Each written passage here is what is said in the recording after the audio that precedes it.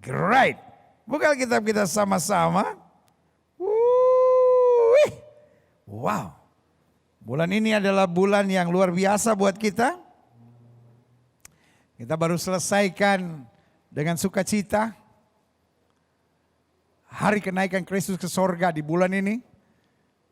Doa pencurahan Roh Kudus 10 hari. Memperingati bagaimana murid-murid dengan taat, dengan sungguh-sungguh berdoa selama 10 hari. Dan hari terakhir, yang minggu lalu kita baru sama-sama rayakan, adalah hari Pentakosta, di mana Roh Kudus dicurahkan. Dan kita tahu, buat Yesus saja Roh Kudus itu penting. Karena Yesus bilang, aku tidak akan meninggalkan kamu yatim piatu, aku memberi seorang penolong lain yang akan menyertai kamu selama-lamanya. Karena Yesus tahu kita lemah. Kita gampang goncang, kita gampang terpengaruh. Dia berikan Roh Kudus untuk menjadi penolong. Untuk mengingatkan kita, akan mengajar kita. Dan akan senantiasa menghibur kita. Itu sebabnya selalu saya bilang. Kekristenan tanpa Roh Kudus adalah kekristenan yang powerless.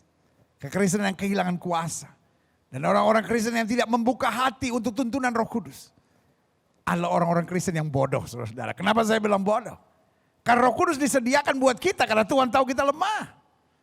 Jadi kalau Tuhan sediakan lalu kita menutup pintu hanya karena kesibukan doktrin kita dan mungkin kita nggak pernah diajarkan tentang urapan Roh Kudus. Sehingga akhirnya kita menjadi a powerless Christian, itulah kehendak setan. Setan nggak peduli kita jadi Kristen sejauh kita nggak dipenuhi dan dibaptis dengan Roh Kudus. Karena waktu kita dipenuhi dengan Roh Kudus, Alkitab bilang kalau Roh Kudus turun ke atas kamu, kamu akan menerima kuasa. Yes, haleluya. Nah, saudara gue yang kasih dalam Tuhan, berarti bulan ini kita menerima begitu banyak berkat. Dari sukacita kita merayakan kenaikan Yesus ke sorga, doa pencurahan Roh Kudus 10 hari, dan kemudian minggu lalu kita sama-sama merayakan hari Pentakosta. Haleluya. Nah, doa saya hari-hari ini terus kita selalu dipenuhi dengan Roh Kudus. Hargai keadaan Roh Kudus sebagai pribadi Allah. Karena dia satu Allah dengan 3 pribadi. Pribadi Bapa yang menciptakan langit bumi. Pribadi Kristus Yesus yang menebus kita. Mati di atas kayu salib, curahkan darah buat kita. Dan pribadi dari Roh Kudus yang menyertai kita selama-lamanya. Lalu kalau sudah tanya bagaimana satu bisa 3 pribadi? Jawabannya sederhana. Bos, dia Tuhan bos. Tuhan mah bebas. Ya kan orang sekarang bisa bilang sultan mah bebas. Bukan cuma sultan, sultan mah terbatas. Tapi kalau Tuhan, when we call him God, waktu kita panggil dia Tuhan, nothing is impossible for him. He can do anything he want. Dia bisa buat apa saja yang dia kehendaki. Siapa kita sampai bikin batasan? Oh nggak bisa, 1 tapi 3 pribadi. Nggak bisa, he is God. Amin. Saudara mau bilang Allah dibatasi? No. God is God. Can you imagine? Dia bilang matahari jadi. Dia berfirman bulan jadi. Dia berfirman lu mati juga mati lu. So petantang petenteng bilang gak mungkin Allah itu 1 dalam 3 pribadi. 3 pribadi dalam 1 gak mungkin. Hey, he's God. Orang Arab bisa bilang kun fayakun. Kalau aku katakan jadilah. He's God. Hal yang paling bodoh dalam hidup ini. Kalau kita membatasi kuasa Allah. Biarlah hari-hari ini kita dipenuhi senantiasa. Dibimbing senantiasa. Dituntun senantiasa. Diarahkan senantiasa. Oleh Roh Kudus. Pribadi ketiga dari Allah. Yang terus membimbing dan menguatkan kita. Haleluya. Hari ini kita mau bahas. Di bagian ke-7. Dari pembahasan 33 tugas gereja di akhir zaman. Dan ini yang saya bilang salah satu tugas gereja yang paling berat. Yaitu menghadapi spiritual warfare. And spiritual warfare are real. Peperangan rohani itu nyata. Ada banyak orang yang kita pelajari. Kan dia tadinya melayani Tuhan, pendeta. Kok sekarang bisa jatuh dalam dosa? Kok sekarang bisa nggak muncul lagi di gereja? Kok sama sekali dia nggak tertarik lagi dengan hal-hal rohani? Sebagian kita bilang, dia mungkin dulunya cuma ikut-ikutan. No. Jangan mudah menghakimi. Yang saya pelajari, banyak orang semangat ikut Tuhan. Tapi nggak dipersiapkan untuk masuk dalam peperangan. Karena Alkitab berkata, iblis mundur dan menunggu waktu yang tepat. Bayangkan. Alkitab berkata, lawanmu si iblis sama seperti singa berkeliling mencari orang yang dapat ditelannya. Jadi saya bagi orang Kristen dan saya bagi pelayan-pelayan Tuhan dalam dua kelompok. Yang dapat diserang dan yang tidak dapat diserang. Kan Alkitab saya dengan jelas bilang, lawan musuh iblis sama seperti singa berkeliling mencari orang yang dapat ditelannya. Berarti ada orang yang dapat diserang dan ditelan oleh iblis. Dan ada orang-orang yang tidak dapat diserang dan ditelan oleh iblis. Mungkin iblis dapat menyerang, tapi tidak bisa menelan dan mengalahkannya. Apa yang membedakannya? Bagi saya yang membedakan adalah kesiapan dan pemahaman. Kalau saya siap untuk peperangan rohani, ingat Alkitab bilang roh di dalam kita lebih besar dari roh yang dalam dunia ini. Tapi pertanyaannya, are we ready? Pertanyaannya, siapkah kita? Pertanyaannya, paham gak kita? Makanya iblis mau supaya kita gak ngomong-ngomong tentang peperangan rohani. Ada banyak orang yang akhirnya kemudian mengkritik dan berkata, apa sih pendeta-pendeta sekarang, apa-apa setan. Memang gak semua setan. Ya kan? Timbul jerawat dalam nama Yesus, roh jerawat aku. Cuci muka bos, cuci muka, jangan kebanyakan makan berminyak. Kepleset di kamar mandi dalam nama Yesus. Setan-setan kepleset di kamar mandi, aku patahkan dalam nama Yesus. Jorok. Bersihin tuh kamar mandi biar jangan banyak lumut, licin. Ngerti gak maksud saya? Ya kan? Ada banyak orang hidupnya gak teratur. Salahkan setan. Tapi maksud saya adalah, setelah kita menjalankan semua tanggung jawab kita, iblis akan tetap coba menyerang. Contohnya Yesus. Yesus sedang berpuasa. Iblis datang menggoda. Pertanyaan saya buat saudara sederhana. Kalau Yesus saja digoda, apalagi elu saudara-saudara. Jadi spiritual warfare are real. Setan gak suka lihat rumah tanggamu bahagia. Setan gak suka lihat anak-anakmu berhasil. Makanya Alkitab berkata, berdoa dan berjagalah. Roh memang penurut tapi daging lemah. Makanya Alkitab ingatkan kita supaya kita tetap dapat bertahan menghadapi segala sesuatu. Dan kalau saya bicara ini bukan mengingatkan saudara dan menakut-nakuti saudara. Hati-hati ada setan. No, yang saya mau beritahu, roh di dalam kita lebih besar, setan ada. Tetapi selama kita siap dan selama kita paham dengan betul kebenaran, maka kebenaran itu akan memerdekakan kita, kita menang. Bahkan Alkitab bilang kita lebih daripada orang-orang yang menang. Haleluya, yes. Kita lebih daripada orang-orang yang menang, yeah.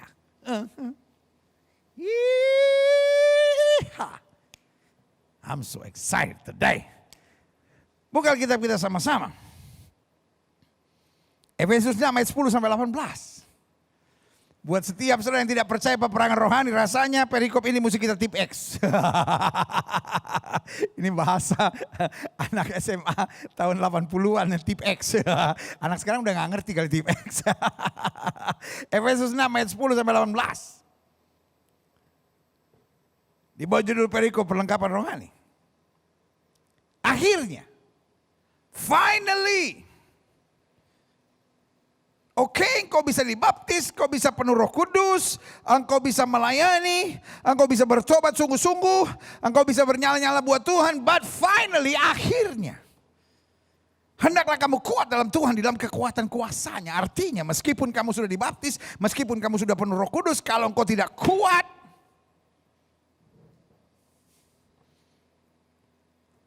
hati-hati. Engkau dapat dipermainkan. Engkau dapat diserang. Engkau dapat dikalahkan. Daud kurang hebat bagaimana? Dia raja, dia imam, dia nabi. Dia seorang yang berkata, hanya dekat Allah saja aku tenang. Dia bilang, Tuhan adalah gembala, aku takkan kekurangan aku. Orang hebat dia. Tapi waktu dia lagi merasa aman, dia jalan di atas sudut soto rumahnya. Tiba-tiba dia lihat Batsheba mandi. Dia tidak sadar itu peperangan rohani yang mau menjatuhkan dia. Folks, dengan kasih Kristus saya mau ingatkan buat saudara. Setan bisa pakai apa saja dan siapa saja. Bayangkan. Setan pakai Goliat. Setan pakai tentara Filistin. Setan coba pakai Saul untuk menghancurkan Daud. Kant. Raksasa yang bernama Goliat dikalahkannya.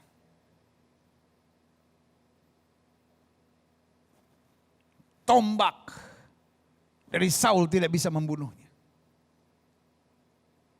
Bahkan begitu hebat imannya, Daud bilang apa? Aku tidak akan menjamah orang yang Tuhan urapi. Dia tidak terpancing sedikit pun oleh tindakan Saul yang berkali-kali merancangkan pembunuhan bagi dia.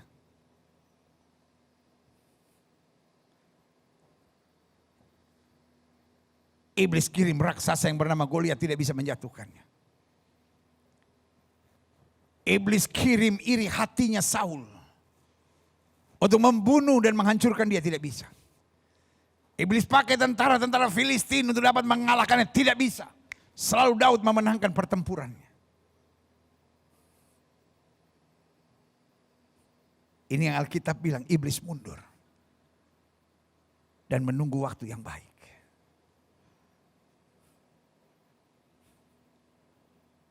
Waktu Daud sedang merasa di atas angin. Waktu Daud sedang merasa kuat-kuatnya sehingga dia tidak usah lagi berperang. Dia cukup biarkan anak buahnya berperang. Dan sementara peperangan ada, dia jalan-jalan di atas sudut soto rumahnya. Sudut soto istananya maksud saya. Tiba-tiba dia lihat Batsheba mandi. Harusnya dia sadar ini peperangan rohani. Tapi dia tidak sadar itu peperangan rohani. Lihat, peperangan rohani bisa timbul kapan saja. Dalam segala situasi. Makanya Alkitab berkata kita harus siap sedia dalam segala waktu dan segala keadaan. Dia lengah. Folks, be careful. Dia lengah. Dia lengah. Harusnya dia tolak, dia buang muka dalam nama Yesus. Dalam nama Allahku yang hidup, aku harus menghindarkan diri dari segala roh perzinahan. Tapi apa yang terjadi? Dia menikmati sin itu. Dia kemudian panggil orang. Siapa perempuan itu? Nah ini. Kalau orang jatuh dalam dosa harus sadar, cepat bertobat. Jangan terus di-entertain, jangan terus di-follow up. Kalau sudah pacaran, lakukan hubungan seks sebelum nikah, bilang sama dia. Saya tidak akan melakukan lagi, atau kita putus. Jangan kalau bisa jangan terus lakukan lagi. Bodoh saudara-saudara. dosa itu jangan dinikmati. Kalau saudara gara-gara berteman akhirnya belajar merokok, saudara berteman akhirnya belajar nonton blue film, film-film cabul, gara-gara berteman akhirnya saudara belajar untuk judi, gara-gara berteman saudara akhirnya belajar ikut vape, ikut dengan alkohol, ikut dengan pelacuran, tolak dalam nama Yesus, hentikan pergaulan itu. Alkitab berkata pisahkan dirimu dan jangan menjamah apa yang najis. Dosa itu kalau diikutin akhirnya menghancurkan kita. Kita harus tegas pada dosa. Kalau tidak, dosa akan menghancurkan dan membinasakan kita. Bos, jangan main-main sama dosa.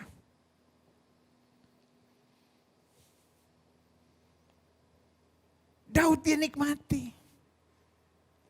Dia mau follow up lagi. Dia tanya, siapa wanita itu? Pegawainya nyindir.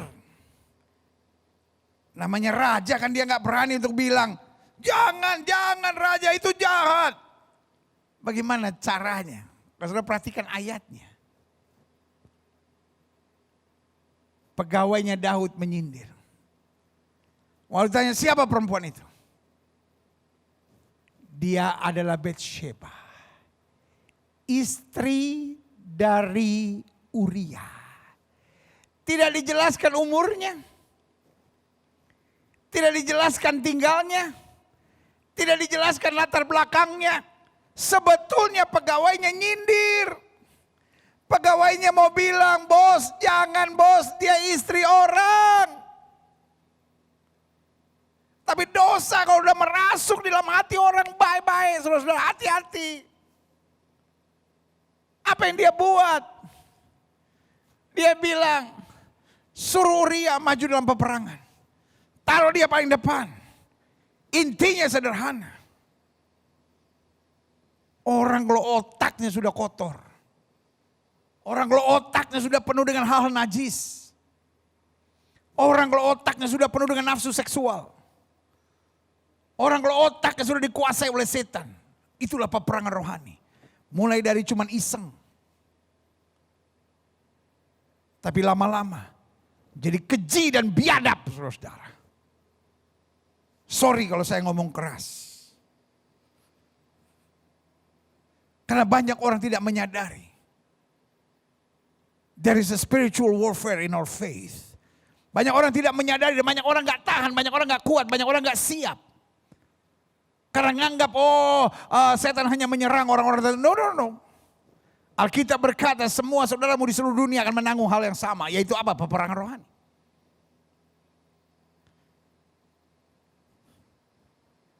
Dosa itu awalnya iseng. Saya tahu banyak orang yang straight, yang sebetulnya sangat normal. Mulainya hanya bercanda. Jangan begitu Cin, jangan begitu Cin. Hari ini dia betul-betul menjadi homoseks. Saya ketemu dari orang-orang yang tadinya hanya iseng bergaul dengan lesbian. Dan hari ini full jadi lesbian.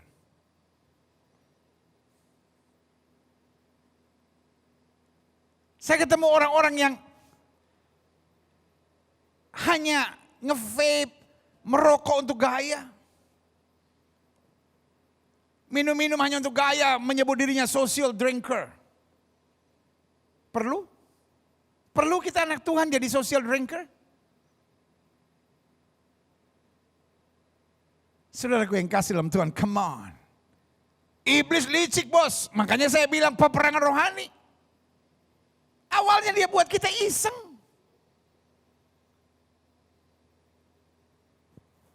Tetapi setelah iseng, terus diarahkan sampai akhirnya kita hidup di dalamnya. Lalu kemudian perbuatan yang keji dan biadab dilakukan. Bayangkan. A man after God's own heart, kata Alkitab. Daud. Otaknya sudah dipenuhi dengan kenajisan. Otaknya sudah dipenuhi dengan hal-hal yang cabul. Otaknya sudah dipenuhi dengan hal-hal yang berbau seksual. Akhirnya apa yang terjadi? Dia set up sesuatu yang sangat keji. suaminya dibunuh. Bukan dia yang bunuh. Tapi ditaruh di medan peperangan, paling depan, tanpa senjata. Ya itu namanya membunuh. Sebagai hamba Allah saya hanya mau ingatkan buat saudara. Pak, kalau otakmu udah mulai cabul Pak. Ibu kalau otakmu sudah mulai cabul. Adik-adik muda kalau otakmu sudah mulai cabul. Bertobat, bertobat. This is a spiritual warfare. Setan mau hancurin saudara. Setan mau bikin kacau hidup saudara. Bertobat. Saya tahu buat sebagian saya. Buat sebagian saudara. Saya ngomong gini sudah cuma anggap pret. Biarin aja tuh pendeta ngomong. Gue dengernya cuma pret. Orang sekarang istilahnya itu saya nggak tahan. Bayangkan pendeta ngomong dianggap pret, saudara. Ya. Tapi kalau saudara nggak mau dengar saya. Pertanyaan saya. Haruskah hukuman Tuhan datang dulu baru saudara sadar? Saya begitu mencintai saudara. Sorry saya ngomong keras dan tegas bagimu. Karena saya percaya kalau kau hari ini bertobat dan meninggalkan segala hal yang jahat. Engkau juga akan melihat kemuliaan Allah dinyatakan. Yang setuju katakan amin. Karena Alkitab saya bilang akhirnya. Hendaklah kamu kuat di dalam Tuhan, di dalam kekuatan kuasanya. Bagaimana kita bisa kuat? Kenakan seluruh perlengkapan senjata Allah. Supaya kamu dapat bertahan melawan tipu muslihat iblis. Nah inilah persoalannya. Iblis itu jahat. Tapi dia pengecut. Dia tidak datang dalam kondisinya sebagai iblis. Siapa yang mau kalau dia datang? Rambut gondrong, gigi gondrong. I will drink your blood. No. Iblis tidak muncul seperti itu. Tipu muslihat. Dia bisa pakai teman baik saudara. Dia bisa pakai kekasih saudara. Dia bisa pakai suami saudara. Dia bisa pakai istri saudara. Dia bisa pakai orang yang kau kagumi.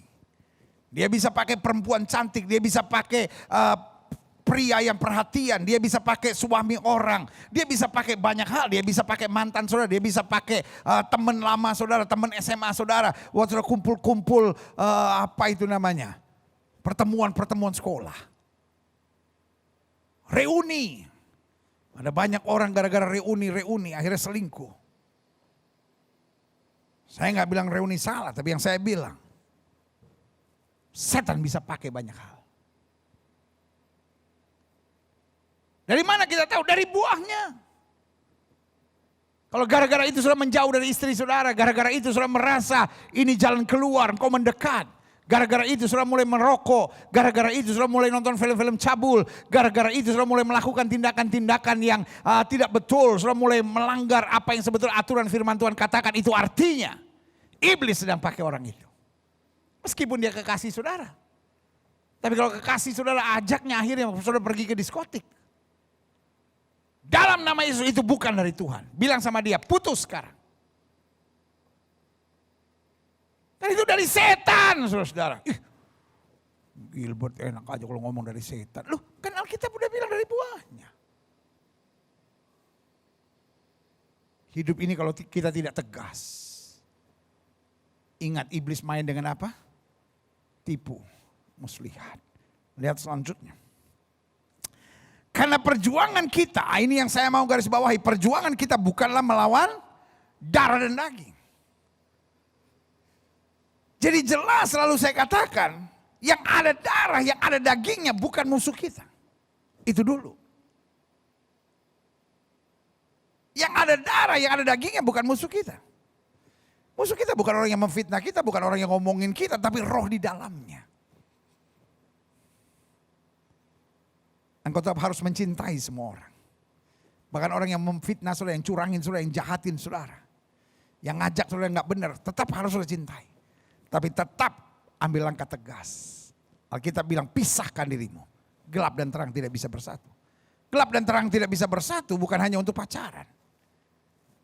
Ada banyak orang yang bilang sama saya, pendeta, kalau gelap dan terang tidak bisa bersatu, siapa yang gelap, siapa yang terang? Hey!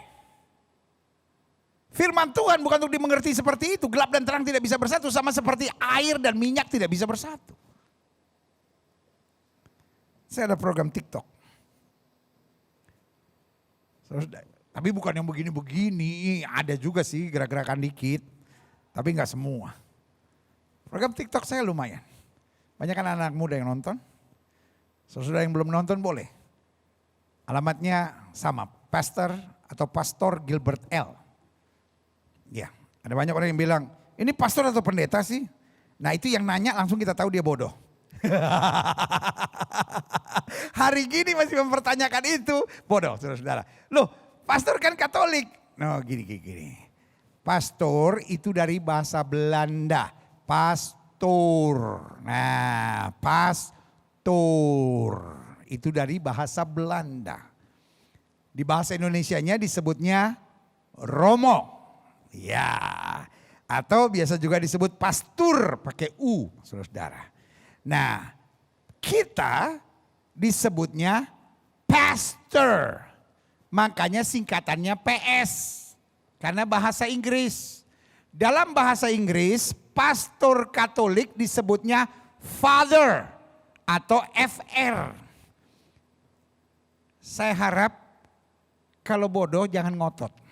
Ya, karena saya pelajari banyak orang sekarang ribut gitu di Instagram lah, di TikTok bahkan juga ada, kadang-kala di Facebook. Aduh, saya tertawa. Maksudnya, aduh ini bodoh kok. Jadi gini. Kenapa munculnya istilah pastor? Bukan tuh gaya-gaya. Tetapi karena sekarang zaman media sosial.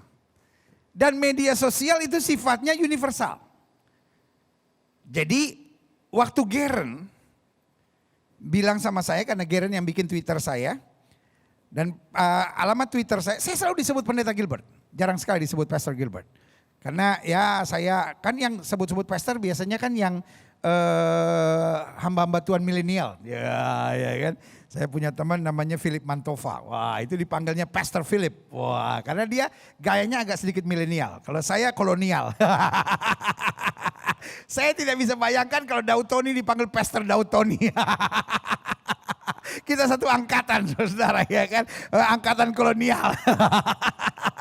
Model kita dipanggilnya pendeta, ya kan, pendeta Daud Tony, pendeta Gilbert gitu. Jadi, nah kalau Geren dia biasa dipanggil pastor dia. Kalau kawan saya tuh yang saya juga hormati, kagumi, Pastor Philip Mantova, dia masih agak muda lah, masih lebih muda dari saya lah gitu ya kan.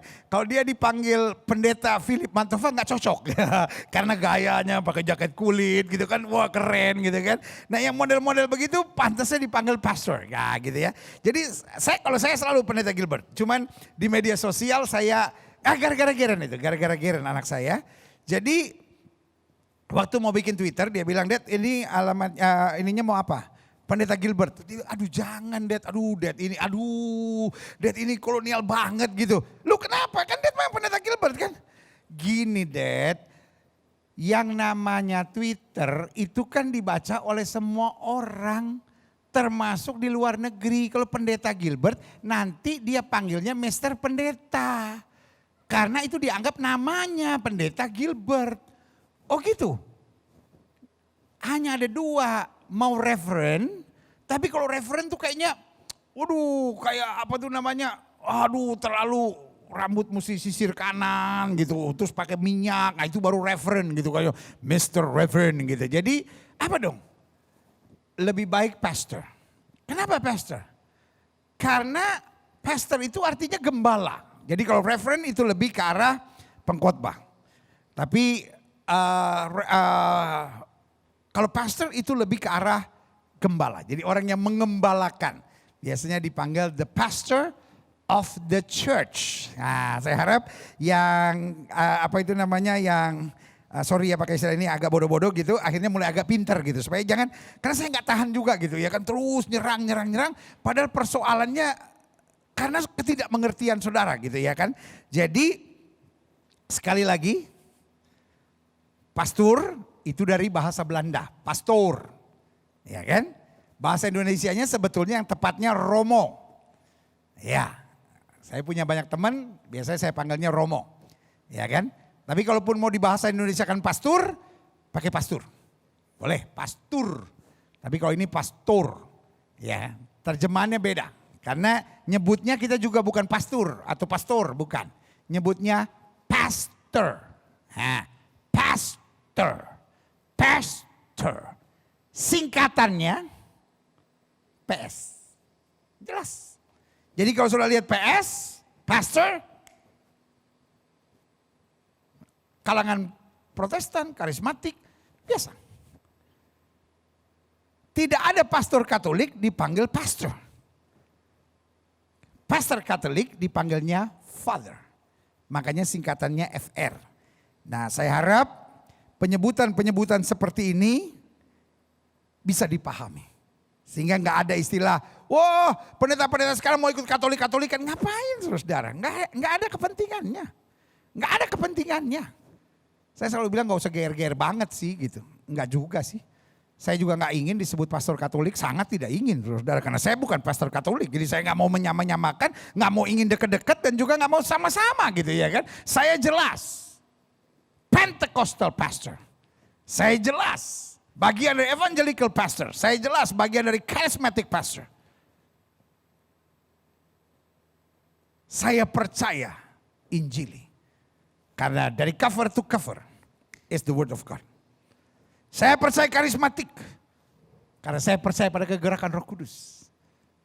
Saya percaya Pentakosta. Karena api Pentakosta harus terus menyala dalam pelayanan kita. Saya menghargai saudara-saudaraku Katolik. Saya mencintai, tapi saya bukan bagiannya. Dan saya tidak mau ada di bagian itu. Karena buat saya kita perlu bergandengan tangan. Jadi sekali lagi dengan tegas dan jelas saya katakan. Pastor adalah istilah yang universal. Father adalah istilah yang universal untuk gereja Katolik. Biarlah di antara kita punya garis yang tegas, saling menghargai, saling mencintai. Dan di antara kita nggak perlu ribut lagi. Kalaupun masih ribut, banyak baca supaya sudah nggak kelihatan bodohnya. Karena banyak orang ribut bukan karena perbedaan, tetapi karena bodoh, saudara. Nggak ngerti kebenaran yang sebenarnya ya. Itu saya pikir jelas buat kita. Jadi makanya waktu media sosial saya, Pastor Geren usulkan @Pastor Gilbert L. Nah jadi TikTok saya, nah ini dia kan. TikTok saya juga Pastor Gilbert. Nah jadi saudara-saudara sekali-sekali perlu belajar TikTok saudara-saudara ya kan. Jadi kalau saudara pengen dapat yang muda-muda, itu dia. Saudara boleh ikuti nggak usah pakai kayaknya. Pastor Gilbert L. Di situ ada TikTok saya, ya kan? Nah, di TikTok itu saya banyak bicara yang sederhana, simple, ya kan? Dan salah satunya yang saya juga ingatkan adalah bagaimana kita tidak tertipu. Karena iblis pada dasarnya mau menipu. Tapi Alkitab bilang perjuangan kita bukan melawan darah dan daging. Artinya apa? Yang ada darah, yang ada dagingnya bukan musuh kita. Harus fokus. Tetapi, ini dia. Hati-hati. Yang ada darah, yang ada dagingnya bukan musuh kita.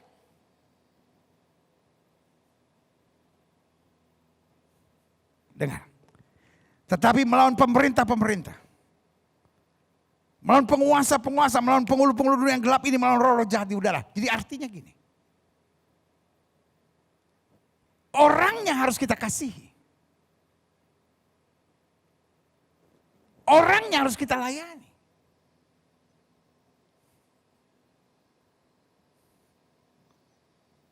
Tetapi rohnya itu, belenggunya itu yang harus kita patahkan dalam nama Yesus. Amin. Nah itu dia, ya kan? Ayat 13 bilang apa? Sebab itu ambillah seluruh perlengkapan senjata Allah. Supaya kamu dapat mengadakan perlawanan. Lihat tadi bertahan kata Alkitab. Ya kan? Kamu harus kuat. Tapi sekarang mengadakan perlawanan. Jadi iblis kan datang dengan apa? Tipu muslihat. Tapi kalau kita kenakan seluruh perlengkapan senjata, kita dapat mengadakan perlawanan pada hari yang jahat itu. Dan tetap berdiri. Haleluya. Sesudah kamu menyelesaikan segala sesuatu. Jadi artinya apa? Setelah kita menyelesaikan segala sesuatu, iblis mundur. Jadi dalam proses kemenangan kita, iblis untuk sementara mundur. Pas kita menang, ada banyak orang jadi gamang, jadi sombong, merasa hebat. Di situ iblis coba menyerang, tapi Alkitab bilang supaya kita dapat tetap berdiri. Artinya apa? Tidak goyah. Tetap bertahan, tetap sadar semua karena Tuhan. Kenakan seluruh perlengkapan senjata Allah. Berarti spiritual warfare are very serious matter. Sesuatu yang sangat serius. Klik selanjutnya. Jadi kata Alkitab, berdirilah tegap. Jangan jadi orang yang stres. Jangan jadi orang yang gampang menyerah. Berikat pinggangkan kebenaran. Apapun yang terjadi. Jangan miring ke kiri maupun miring ke kanan. Tetap berpegang pada kebenaran. Berbaju zirah akan keadilan. Di hati kita, di dada kita. Harus selalu saya melakukan keadilan. Jangan menghalalkan segala cara. Kakimu berkasutkan kerelaan untuk memberitakan Injil. Artinya tekad kita untuk selalu memberitakan Injil. Dan Injil yang kita beritakan bukan Injil yang menghakimi, bukan menyerang. Tapi Injil yang menghadirkan damai sejahtera. Klik. Dalam segala keadaan, pergunakan perisai iman yang menolong kita. Iman. Dalam serangan apapun. Kita jangan mengandalkan logika, jangan mengandalkan teknik, jangan mengandalkan kemampuan kita sendiri. Tapi mengandalkan kemampuan ilahi melalui apa? Melalui iman. Sebab dengan perisai itu kamu akan memadamkan semua panah api dari si jahat. Dan terimalah ketopong keselamatan dan pedang roh, yaitu firman Allah. Ketopong keselamatan, ketopong itu jaga apa? Jaga kepala. Helmet of salvation. Artinya kita harus sadar. Saya adalah orang yang sudah diselamatkan. Yang alam pikiran saya nggak boleh hidup dengan cara-cara dunia. Dan satu-satunya senjata. Karena semua adalah untuk bertahan. Satu-satunya senjata untuk menyerang adalah pedang roh. Yaitu firman Allah. Artinya apa? Yesus menang sama iblis. Selalu dengan apa? Ada tertulis, ada tertulis, ada tertulis. Satu-satunya kita melawan setan. Dengan firman Allah. Perkatakan firman. Yakin oleh bilur Yesus saya sudah sembuh. Yakin satu orang bertobat selisih rumah tangga diselamatkan. Yakin aku cakap menanggung segala perkara dalam Kristus yang memberi kekuatan kepadaku. Yakin bahwa iblis ada di bawah telapak kaki orang percaya. Jadi setiap kali ada keadaan apapun. Perkatakan firman. Perkatakan firman. Perkatakan firman. Karena itulah pedang roh kita. Yaitu firman Allah. Ya. Ayat 18. Dalam segala doa dan permohonan. Berdoa setiap waktu di dalam roh. Dan berjaga-jaga dalam doamu itu dengan permohonan tak putus-putus. Untuk segala orang kudus. Berarti doa. Berjaga-jaga. Ada dalam hadirat Tuhan. Itu yang Tuhan kehendaki.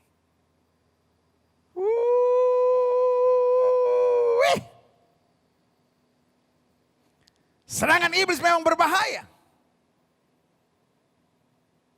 Tapi Alkitab saya mengingatkan roh di dalam kita lebih besar dari roh yang alam dunia ini. Lawan dia dengan iman yang teguh maka dia akan lari. Alkitab dengan tegas berkata, tidak ada kekuatan musuh yang akan membahayakan kamu. Kalau kita berjaga. Kalau kita mengenakan seluruh perlengkapan senjata Allah. Kalau kita siap dalam peperangan rohani. Makanya tugas gereja. Di akhir zaman bukan hanya memberitakan Injil. Tapi juga menghadapi peperangan rohani ini. Klik. Saya pelajari. Peperangan rohani itu nyata. Dan memang ada. Suka atau tidak suka, siap atau tidak siap, setiap orang percaya harus menghadapi peperangan rohani. Apakah engkau penuh Roh Kudus atau tidak?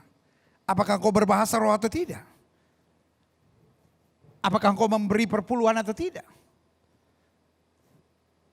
Apakah engkau sudah lahir baru atau tidak? Apakah engkau sudah dibaptis atau tidak? Pada dasarnya suka tidak suka, siap atau tidak siap, setiap orang, khususnya orang percaya harus menghadapi peperangan rohani. Yang membedakannya cuma satu. Kita menang atau kita dihancurkan. Karena iblis tidak punya rasa peri kemanusiaan.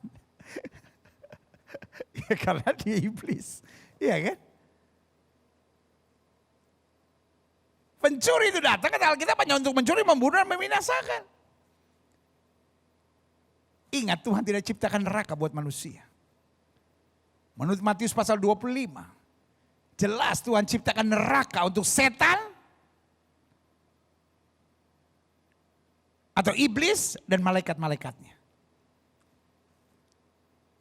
Tuhan menciptakan neraka untuk iblis dan malaikat-malaikatnya, apa artinya untuk setan dan pengikut-pengikutnya. Iya, setan gak mau kesepian di neraka, dia cari pengikut.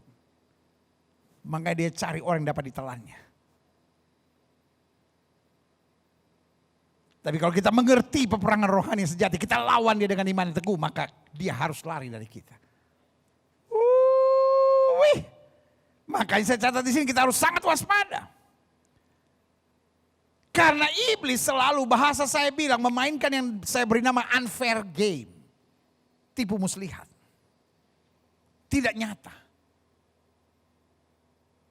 Karena kalau iblis datang kepada kita, menyerang dengan modelnya, siapa yang mau ikut setan? Tapi kadang-kala iblis pakai banyak cara. Dan kita nggak sadar itu setan.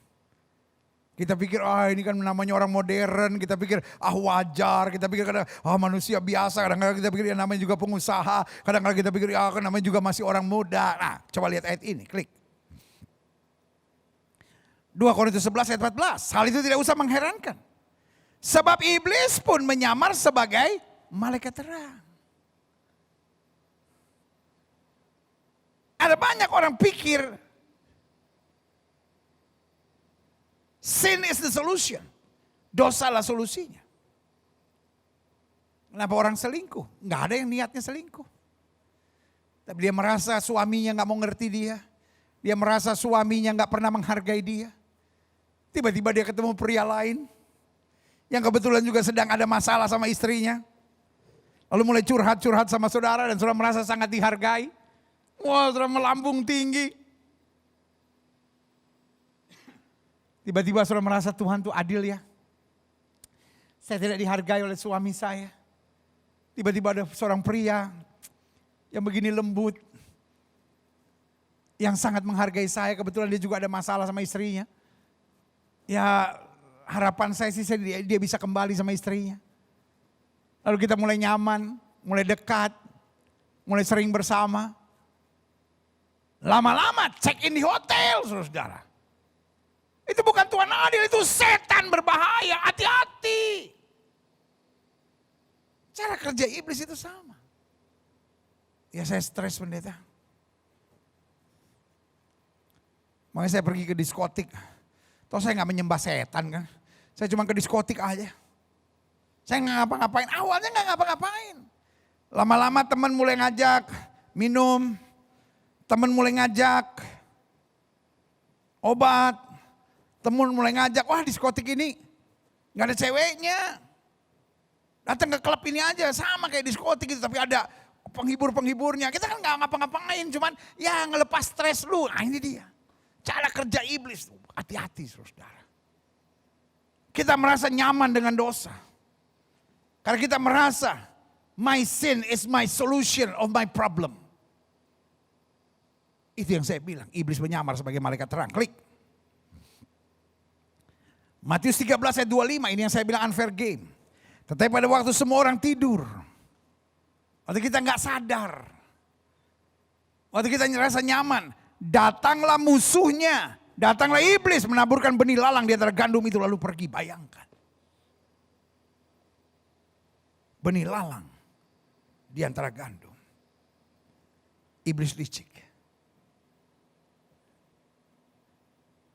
Kenapa dia nggak tabur benih lalang di antara pohon-pohon hutan atau pohon-pohon korma sana? Tapi dia tabur di antara gandum. Artinya apa? Yang iblis cari anak-anak Tuhan. Yang iblis cari orang-orang yang sudah bertobat. Yang iblis cari adalah orang-orang yang aktif dalam pelayanan. Be careful. Klik.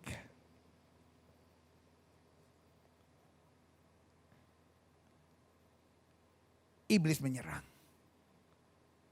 Dalam segala keadaan, dalam segala situasi, dalam segala waktu. Dan iblis bisa pakai apa saja dan siapa saja. Dan salah satunya saya pelajari. Ketika iblis menyerang orang percaya, seringkali dia memakai orang.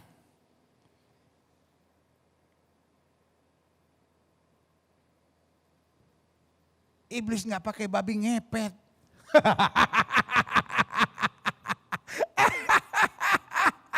Banyak orang pikir iblis itu babi ngepet. Enggak. Bos, iblis nggak pakai babi ngepet. Beli babinya di online lagi. Ngepet. Aneh-aneh itu kawan satu itu. Beli babinya di online. Saya baru tahu ada babi di online. Yang saya tahu babi bakar ada di online. Yang saya tahu babi guling ada di online. Kita sering pesan, ya kan. Tapi kalau real babi gitu, real pig gitu, belum tahu saya bisa jual di online. Oh Tuhan, kreatif juga zaman sekarang babi bisa dijual di online. Dengar, iblis menyerang orang percaya bukan dengan babi ngepet. Bukan dengan jenglot. Gak tahu sekarang masih bisa beli online gak tuh jenglot. Dulu sempat. Iblis menyerang orang percaya gak pakai tuyul. Lagian tuyul juga kampungan sih. Curi duit di antara masyarakat. Curi duit di bank apa? Mungkin tuyul gak bisa masuk kali kalau berangkasnya besar kali ya. Tuyul bego. Iya kan? Tuyulnya bodoh banget saudara. Ngambilnya di rumah orang dapatnya dikit tuyul. Kalau mau dapat banyak cari dong perusahaan-perusahaan besar. Tuyul. Zaman sekarang masih ada tuyul gak ya? Dulu katanya kalau orang jalan tuh tangannya begini nih. Katanya gendong tuyul. Aneh-aneh. Tapi iblis kalau menyerang orang percaya dengan orang. Bukan dengan tuyul, diusir tuyul. Ya kan? Ada banyak orang kalau lihat setan dia usir. Dalam nama Yesus setan keluar. Makanya iblis pakai orang. Dan kemudian kita berteman, ini bahaya. Yang pertama, memakai orang dalam pergaulan. Untuk bikin kita kompromi dengan dosa. Untuk buat kita merasa nonton film cabul normal. Untuk membuat kita merasa lakukan hubungan seks sebelum nikah normal. Untuk kita membuat kita merasa cerai itu normal. Karena dia juga punya dasar-dasar ayat-ayat firman Tuhan yang luar biasa. Makanya dengan tegas Alkitab bilang pergaulan yang buruk menghancurkan kebiasaan yang baik. Kawan, tidak semua pergaulan baik. Saya tidak sedang bermaksud melarang saudara untuk apapun. Tapi yang sedang saya mau sampaikan adalah iblis bisa menyerang orang percaya dengan memakai orang dalam pergaulan. Untuk membuat saudara tawar hati. Untuk membuat saudara kecewa. Atau membuat saudara mulai terseret pada hal-hal duniawi. Dan menganggap hal-hal itu normal dan wajar saudara. Membuat saudara yang tadinya tidak tertarik dengan gaya hidup hedon. Tapi sekarang terus. Masa jam tangan lu model begitu. Yang keluaran terbaru begini. Ada orang yang bodoh sekali. Gampang sekali terseret. Biasanya gak tertarik beli tas-tas mahal gitu. Tapi karena teman. Akhirnya bersaing, akhirnya saling ngobrol. Oh ini dong, ini sekarang ada begini nih, gaya begini nih, oh begini nih. Folks, kita warga kerajaan sorga. Belajar punya standar hidup. Sesuai dengan firman Tuhan. Bukan dengan persaingan dalam pergaulan. Iblis bisa kirim teman-teman. yang dapat membuat standar hidup kita berbeda. Bukan lagi dengan cara surgawi, tapi dengan cara-cara duniawi. Yang kedua, iblis bisa memakai orang dalam keluarga untuk mendatangkan kepahitan, kecewa. Ada banyak orang tua yang tidak pernah lift the kids up. Selalu ngejatuhin anak-anak, kamu tuh dasar anak bodoh, kamu dasar males itu, kamu dasar anak yang kepala batu. Suami terus kritik istrinya. Kamu dasar perempuan gak benar, semenjak saya kawin sama kamu saya sial terus. Istri yang selalu merendahkan suami. Istri yang selalu menghambat kemajuan suaminya, curigaan. Suami juga yang cemburuan sama istrinya, ada aja saudara-saudara. Sehingga rumah tangga itu gak bisa ada doa bersama, gak bisa ada ketenangan bersama. Yang ada cuma ribut debat dalam nama Yesus. Masing-masing kita sebagai anggota keluarga terus berdoa. Tuhan, saya gak mau mulut saya dipakai setan. Saya gak mau kelakuan saya dipakai oleh setan. Bahkan kalau ada ribut dalam keluarga, biarlah kita membawa damai. Kalaupun suami emosi, tugas kita membawa damai. Kalaupun istri udah mulai ribut, suami bawa damai. Jangan sampai iblis pakai. Istri lagi ribut, suami tambah marah, tambah ribut lagi. Dalam nama Yesus. Remember, spiritual warfare are real. Seribut-ributnya seorang istri. Kalau suami sadar, wah ini peperangan rohani. Udah tinggal nyanyi-nyanyi aja. Dalam nama Yesus, dalam nama Yesus ada kemenangan. Amin. Remember.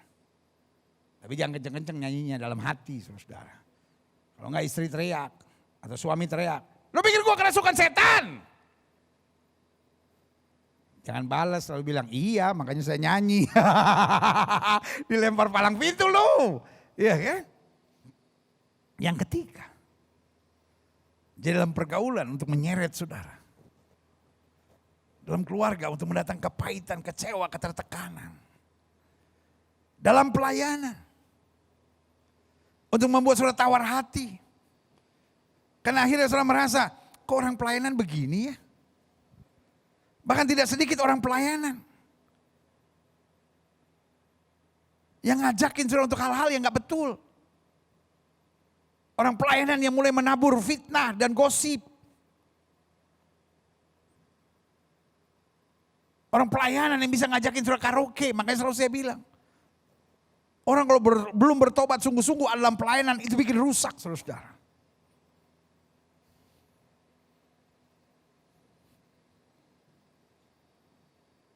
Makanya orang yang melayani.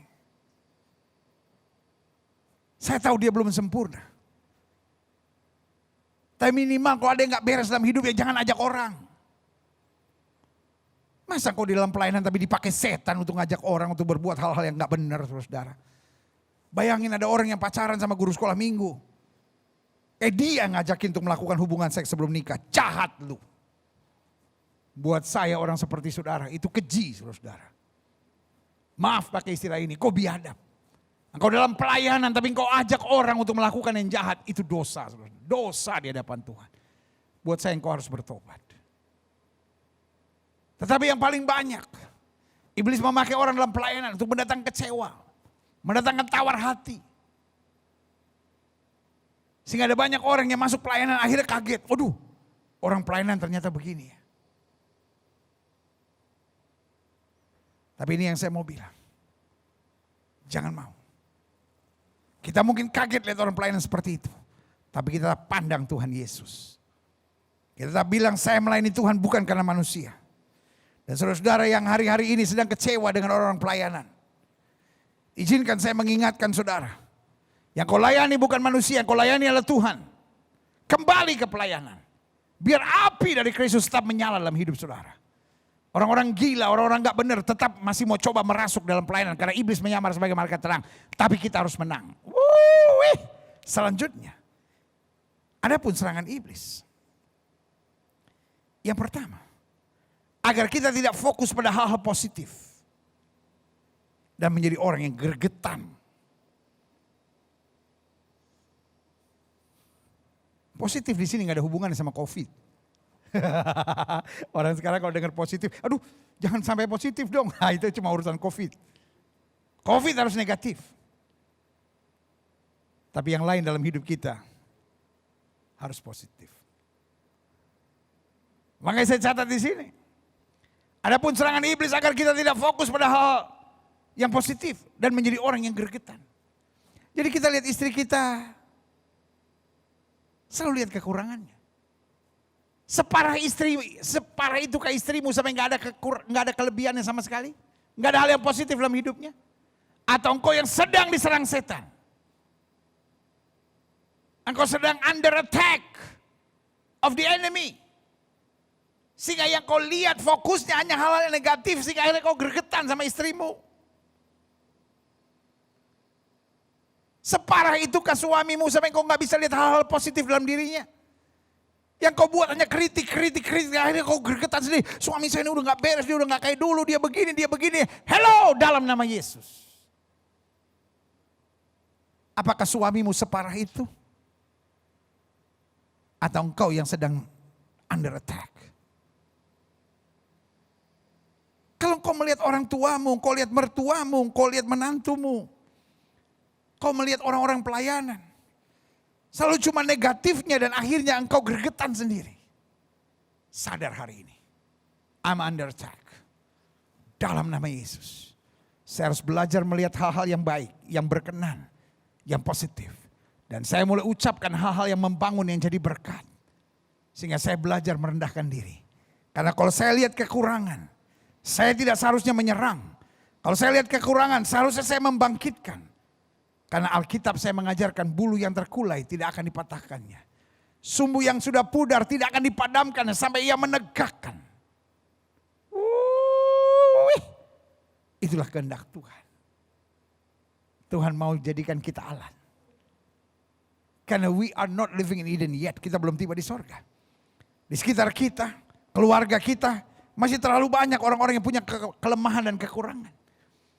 Tugas kita bos bukan gregetan. Tugas kita bukan menyerang, tugas kita bukan menjatuhkan, tugas kita bukan menghina, tugas kita bukan menghakimi. Tugas kita mengangkat, menguatkan, menghibur, mendoakan. Dan memohon kuasa Tuhan turun. Sambil tetap membawa damai. Selanjutnya, kapan kita tahu iblis sedang menyerang?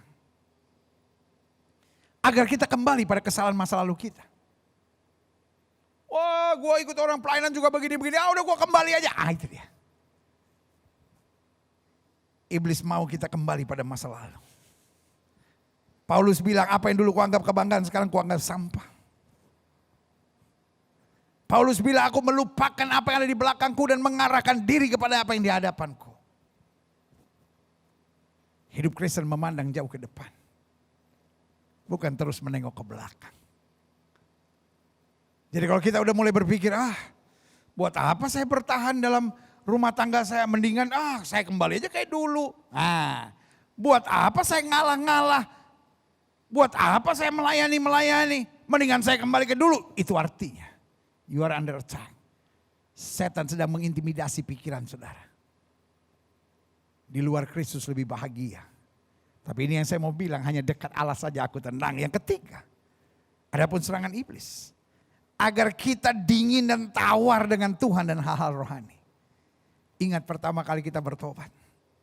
Ingat pertama kali kita lahir baru. Wah, tiap hari kita mau menginjil. Tiap hari kita baca Alkitab, tiap hari kita memuji-muji Tuhan, tiap hari kita cari-cari ibadah. Tetapi tahun demi tahun berlalu. Kita bahkan sudah terlibat dalam pelayanan, kita malah dingin. Kita udah gak menginjil lagi. Kita sibuk cuma kritik orang. Kita cuma serang orang lain.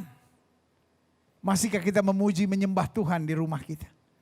Masihkah kita telepon orang hanya untuk mau bersaksi dan membawa ia kenal Tuhan? Saudaraku yang kasih dalam Tuhan. Mungkin kau masih Kristen. Tapi kau dingin dan tawar untuk hal-hal rohani. Engkau sudah gak excited seperti dulu. Engkau sudah gak punya antusias untuk melakukan hal-hal rohani bagi kemuliaan Tuhan. Iblis mau bawa saudara dingin, tawar sampai akhirnya makin jauh dari Tuhan. Iblis licik kawan. Selanjutnya. Sedangkan iblis agar kita kompromi dengan dosa, ini bahayanya.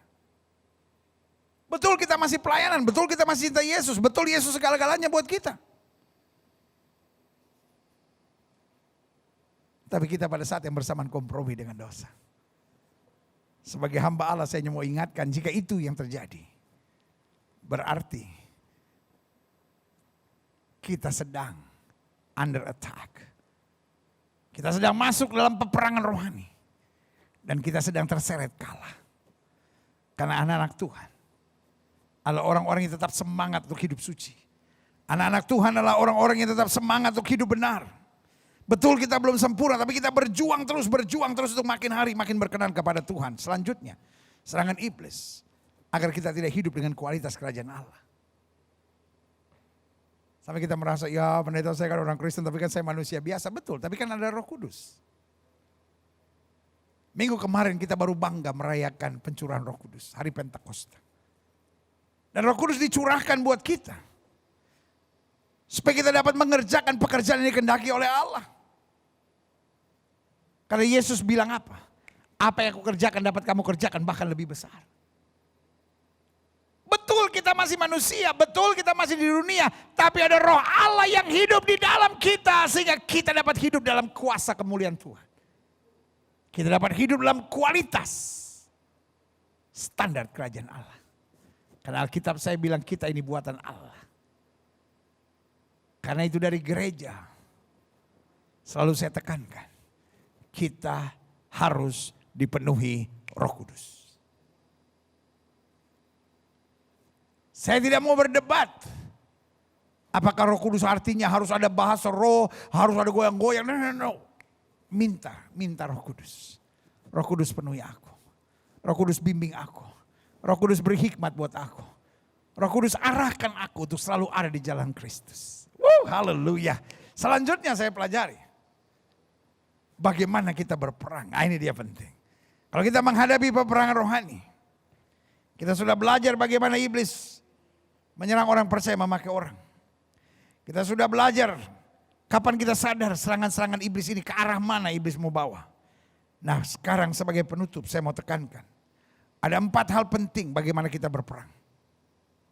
Supaya kita merebut kemenangan. Yang pertama kita fokus pada target. Bukan pada tantangan. Apa target kita? Menjadi serupa dengan Kristus. Apa target kita? Berkenan kepada Allah. Apa target kita? Kristus tersenyum pada kita dan berkata, mari masuk hambaku yang baik dan setia. Bukan pada tantangannya. Kita pasti menang.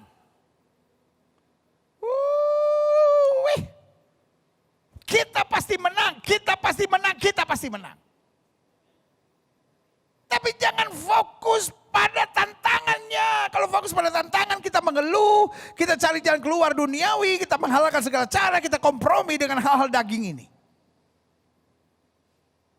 Alkitab berkata, seorang prajurit, Alkitab mulai dengan kalimat ini, jadilah seorang prajurit yang baik dari Kristus Yesus. Seorang prajurit yang sedang berjuang tidak memusingkan dirinya dengan soal-soal penghidupannya, supaya dengan demikian ia dapat berkenan kepada komandannya. Kita sedang berjuang. Jangan pusing dengan harga diri, jangan pusing dengan diomongin orang, jangan pusing dengan difitnah, jangan pusing dengan masalah saya bertubi-tubi, pokoknya pada target. Apa targetnya? Selama saya tidak miring ke kiri maupun miring ke kanan, hidup saya diberkati. Saya tidak akan turun, diangkat naik. Tidak akan menjadi ekor, dipimpin menjadi kepala. Yang setuju katakan amin. Yang kedua, bagaimana kita berperang? Setia pada kebenaran. Bukan hanya sibuk menikmati kesenangan. Kesenangan dan keuntungan bisa menjauhkan kita dari Tuhan. Tetapi ini kalimat dari Paulus. Tidak ada yang bisa pisahkan aku dari kasih Kristus. Ketelanjangan kah, pedang kah, malapetaka, mara bahaya. Tidak ada yang bisa pisahkan aku dari kasih Kristus. Jangan sampai kita sibuk cari kesenangan. Jangan sibuk kita hanya cari keuntungan. Dan akhirnya kita terpisah dari kasih Kristus. Hari ini sebagai hamba Allah. Saya hanya mau ingatkan buat saudara.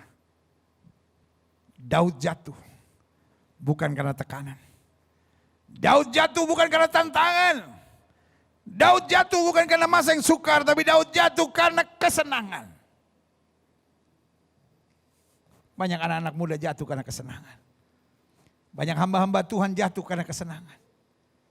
Saya tidak sedang bilang bahwa semua orang yang melayani Tuhan harus menderita. Tetapi yang saya mau ingatkan, setiap mereka yang melayani Tuhan harus rela menderita. Artinya, orang yang siap kehilangan nyawanya justru akan mendapatkan nyawanya. Kesenangan, kenikmatan, keuntungan, dan keberkatan. Bukan itu fokus kita.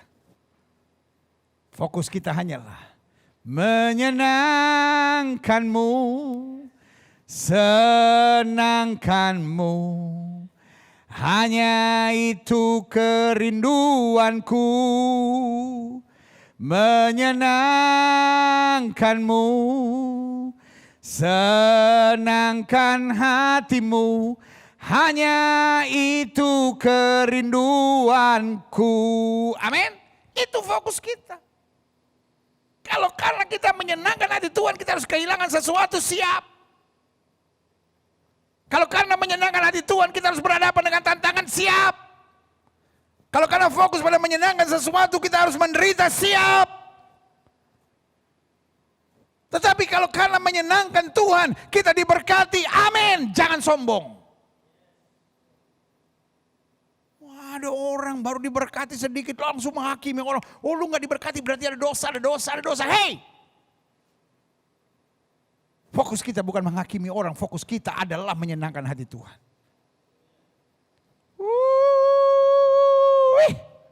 Bagaimana kita berperang? Fokus pada target, bukan pada tantangan. Setia pada kebenaran, bukan hanya sibuk menikmati kesenangan. Kalau memang Tuhan berkati, silahkan. Tetapi tetap berjaga dan berdoa supaya kita tetap setia pada kebenaran. Jangan sampai waktu kita menderita, kita setia. Tapi pada saat kita diberkati, kita lupa. Kita nggak berbagi. Kita jadi sombong. Kita jadi arogan. Berkat boleh sebanyak apapun. Tapi kita tetap harus rendah. Karena kita hanya hamba. Kita nggak harus menderita terus. Kita juga akan diberkati kata Alkitab. Tetapi hati kita tetap harus hati hamba. Hati yang melayani. Hati yang berkata, aku ada sebagaimana aku ada. Semua karena anugerah Tuhan. Yang setuju katakan amin. Yang ketiga, bagaimana kita berperang. Kuat meskipun belum melihat. Jangan mudah tertipu dengan fakta di sekitar. Tetap kuat. Karena yang kita lihat bisa berubah. Tapi yang Tuhan janjikan dahsyat. Makanya selalu saya katakan. Anak-anak Tuhan Yesus dia harus melangkah dengan iman. Setiap bangun pagi harus deklarasikan hari ini hari berkat. Hari ini hari mujizat, hari ini hari kemenangan. Hari ini hari yang baik. Hari ini saya akan menjadi saksi Tuhan. Setiap pagi bos. Ibu setiap pagi, adik-adik muda setiap pagi. Bangun bilang hari ini hari berkat. Hari ini hari kemenangan, hari ini hari sukacita, hari ini hari mujizat, hari ini hari yang baik. Hari ini saya akan jadi saksi Tuhan. Kenapa kita harus katakan itu? Karena fakta di sekitar kita bisa berubah. Kita kadang-kadang cenderung hanya mendeklarasikan fakta yang terjadi. Saya tidak mau tertipu. Yang saya deklarasikan adalah apa yang Tuhan rencanakan buat saya. Karena fakta yang terjadi bisa berubah. Tapi yang Tuhan rencanakan tidak bisa berubah. Saya pegang betul langit dan bumi boleh lenyap. Tapi firman Allah tinggal tetap. Iblis mau mencuri perhatian kita dalam peperangan rohani. Supaya saya bilang, wah saya sakit. Wah saya susah. Wah saya menderita. Wah suami saya menyakitkan saya. Wah istri saya nyebelin saya. Wah anak-anak saya menyakitkan saya. Wah ipar-ipar saya melukai saya. Wah mertua saya kepala batu. Wah menantu saya arogan. Saudara gue yang kasih dalam Tuhan. Iblis mau kita mengucapkan hal-hal demikian untuk merasuk kehidupan kita. Saya tidak mau tertipu. Karena kita akan berperang untuk kemenangan kita. Yang pertama fokus pada target bukan pada tantangan. Setia pada kebenaran bukan hanya sibuk menikmati kesenangan. Kuat meskipun belum melihat. Jangan mudah tertipu dengan fakta sekitar. Karena hidup kita tidak ditentukan oleh keadaan. Hidup kita ditentukan oleh rancangan Tuhan yang luar biasa. Haleluya. Yang keempat, sadari tekad dan semangat sebesar apapun tanpa kuasa Roh Kudus tidak memiliki dampak signifikan. Ada banyak orang yang kecewa dan bilang, saya sudah punya tekad dan semangat, tapi kok kayaknya saya belum lihat pertolongan Tuhan. Saya punya tekad dan semangat untuk berhenti merokok, pendeta, tapi kok nggak bisa. Saya punya tekad dan semangat untuk keluar dari ikatan sebagai lesbian, untuk keluar dari ikatan sebagai banci, untuk keluar dari ikatan sebagai homoseks, untuk keluar dari ikatan seks bebas ini, untuk keluar dari ikatan judi, minum mabuk ini, untuk keluar dari ikatan pacaran sama suami orang ini.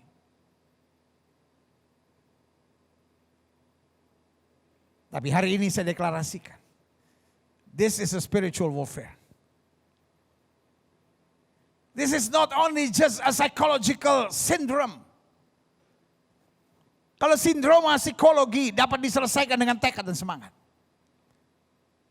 Tapi kalau udah serangan setan, kalau udah ikatan kuasa gelap, satu-satunya yang bisa menolong kita adalah kuasa Roh Kudus. Karena setan punya kuasa, tapi Roh Kudus di dalam kita memiliki kuasa yang lebih besar dan menghancurkan kuasa setan.